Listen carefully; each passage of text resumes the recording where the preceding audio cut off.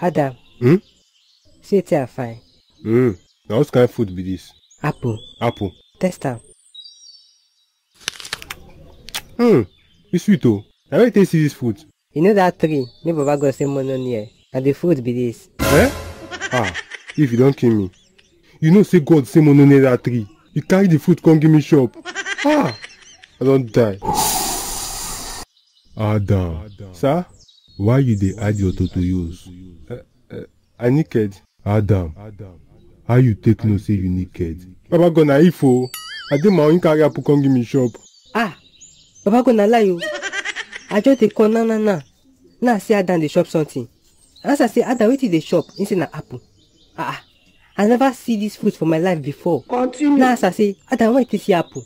He say na that tree may you say mono shop from. That forbidden fruit. That may they give brain and wisdom. The thing shock me. Come here and know say you don't warn us about that tree. Baba God I swear, if I dey lie, me thunder strike me. If Baba God you see, I beg. I was gonna beg you.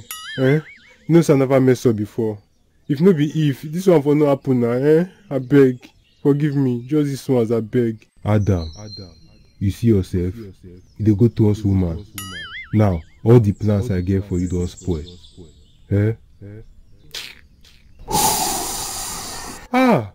Woman.